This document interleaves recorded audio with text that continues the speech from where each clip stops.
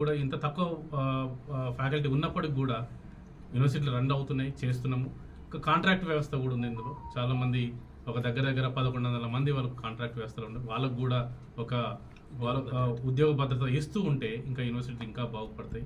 ఎందుకంటే ఇది ఒక్కటి ఓన్లీ సీనియర్ ప్రొఫెసర్ల రిటైర్మెంట్ కాకుండా ఆపడం మాత్రమే తప్ప ఎవరినో వేరే వాళ్ళని కాంట్రాక్ట్ వాళ్ళని టైం స్కిల్ వాళ్ళని ఏదో వాళ్ళ యొక్క ఉద్యోగం తీసుకుంటానే ఉద్దేశం కాదు.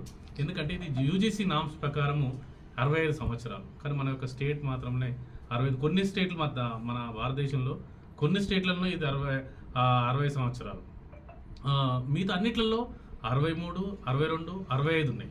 సో ఈవెన్ మన పక్క రాష్ట్రంలో కూడా 65 సంవత్సరాలు ఉంది. సో వాటితో పాటు యూజీసీ నామ్స్ ప్రకారం ఇప్పుడు 65 తీసుకురావడం అనేది చాలా సంతోషం.